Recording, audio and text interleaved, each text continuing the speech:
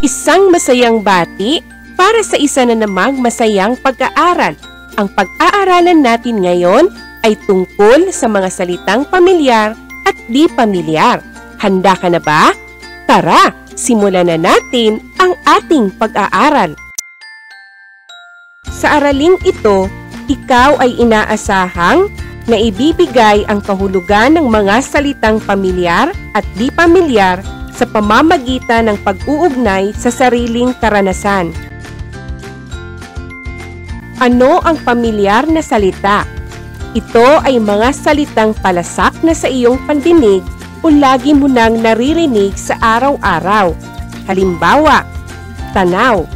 Ibig sabihin, tingin sa malayo. Titigan. Ibig sabihin, tingnan ng matagal. Iniwan. Ibig sabihin, nilisan. Di pamilyar na salita. Ito ay mga salitang hindi laging naririnig sa araw-araw. Halimbawa, gunam-gunam. Ibig sabihin, alaala o isip. Busilak. Ibig sabihin, malinis o may mabuting kalooban. Malinaw na ba sa iyo kung ano ang pamilyar at di pamilyar na salita? Sige nga, subukin natin ang iyong galing. Piliin ang titik ng tamang kahulugan ng mga salitang may salungguhit. Unang bilang. Sumilip ang dalaga sa durungawan upang makita ang taong nanghaharana. Ang salitang may salungguhit ay durungawan. Ang mga salitang pagpipilian ay A. Bintana, B. Langit, C. Pintuan. Ano ang tamang sagot? Ang sagot ay A. Bintana. Pangalawang bilang. Tangan-tangan ko na ang pagkain ni Tamtam at pagkakainin na siya. Ang salitang may salungguhit ay tangan-tangan. Ang mga salitang pagpipilian ay A. Bitbit, B. Hawak-hawak, C. Inihanda. Ano ang tamang sagot? Ang sagot ay B. Hawak-hawak. Pangatlong bilang. Muli kaming magtitipon-tipon ng aking mga kaibigan sa dati naming tipanan. Ang salitang may salungguhit ay tipanan. Ang mga salitang pagpipilian ay A. Lugar o tagpuan, B. Sinihan, C. Paaralan. Ano ang tamang sagot? Ang sagot ay A. Lugar o tagpuan. Pang-apat na bilang. Marami ang banyagang nagnanais makapamasyal sa Pilipinas. Ang salitang may salungguhit ay banyagang. Ang mga pagpipilian, A. Likas na mamamayan, B. Dayuhan, hindi mamamayan ng bansa, C. Makabayan. Piliin ang tamang sagot. Ang sagot ay B. Dayuhan, hindi mamamayan ng bansa. Panglimang bilang. Mga huwarang kawani ang aking mga magulang. Ang salitang may salungguhit ay kawani. Ang mga pagpipilian, A. OFW, B. Janitor, C. Empleyado. Ano ang tamang sagot? Ang sagot ay C. Empleyado. Magaling at napagtagumpayan mo ang unang pagsubok. Ngayon, malaya mo nang gawin ang mga gawain na aking inihanda para sa iyo. Sigurado akong kayang-kaya mo pa rin ito. Tara, simulan mo nang sagutin ang mga gawain. Pagsasanay bilang isa. Tukuyin ang bawat salita at isulat sa patlang o sa iyong sagutang papel kung ito ay salitang pamilyar o di pamilyar. Unang bilang, anluwage, pamilyar o di pamilyar. Pangalawang bilang, pananaw, pamilyar o di pamilyar. Pangatlong bilang, barat, pamilyar o di pamilyar. Pang-apat na bilang, napagod, pamilyar o di pamilyar. Panglimang bilang, binabagtas, pamilyar o di pamilyar. Pang-anim na bilang, kasapwego, pamilyar o di pamilyar. Pampitong bilang, trabaho, pamilyar o di pamilyar. Pangwalong bilang, hiwain, pamilyar o di pamilyar. Pangsyam na bilang, sahog, pamilyar o di pamilyar.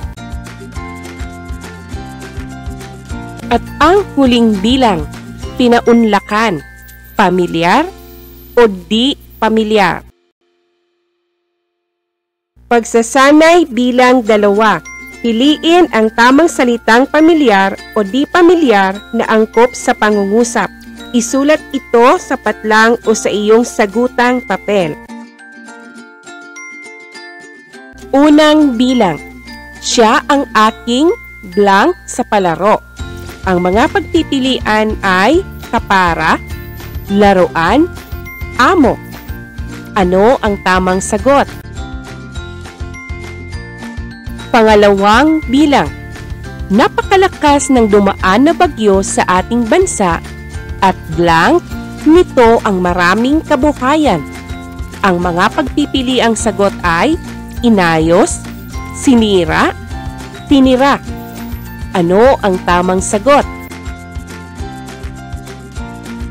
Pangatlong bilang, si Nina ay isa sa may pinaka, blank, mukha sa patimpala.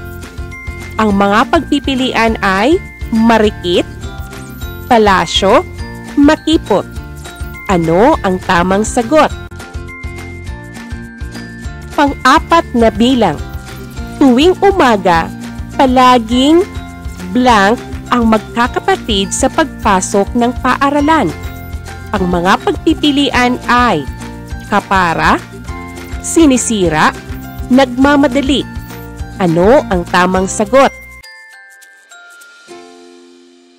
Panglimang bilang, blank ang daan papunta sa kanilang bahay. Ang mga pagpipilian ay mataba, makipot, payat. Ano ang tamang sagot? Pagsasanay bilang 3. Ibigay ang kahulugan ng mga may salungguhit na pamilyar at di pamilyar na salita sa pangungusap. Piliin ang letra ng tamang sagot at isulat ito sa iyong sagutang papel. Unang bilang, tiningnan ng manghuhula ang badhi sa kamay ni Catherine. A. Guhit sa palad. B. Guhit sa kuko. C. Swerte. Ano ang tamang sagot? Pangalawang bilang, ang mga batang naglalaro sa kalye ay nagmistulang pulubi dahil sa gamol sa mukha. Ang salitang may salungguhit ay gamol. A. Nunal. B. Dumi.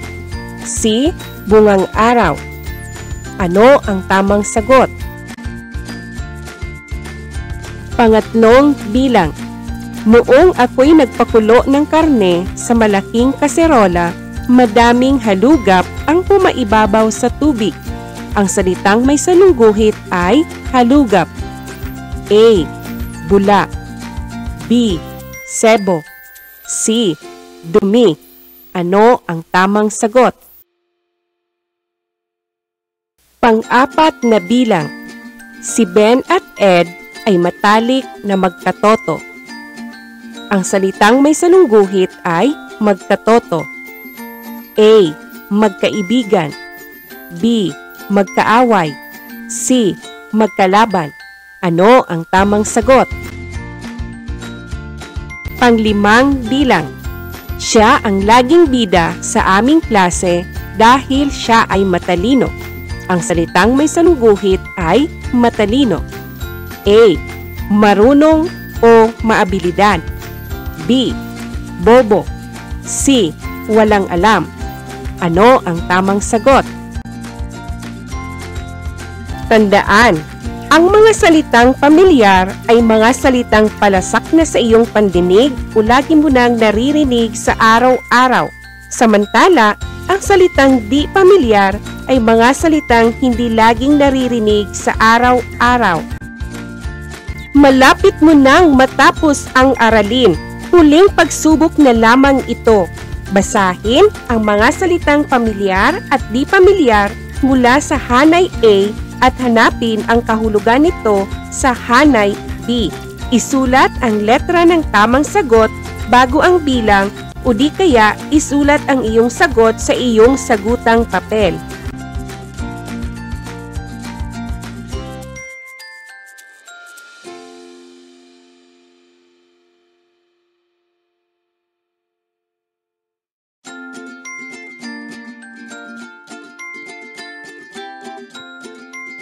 Magaling at natapos mong sagutan ang mga pagsasanay na nakapaloob sa araling ito. Ngayon, subukan mong iwasto ang iyong mga sagot sa bahagi ng nasa susi sa pagwawasto. Paghambingin ang iyong mga sagot at iwasto ito.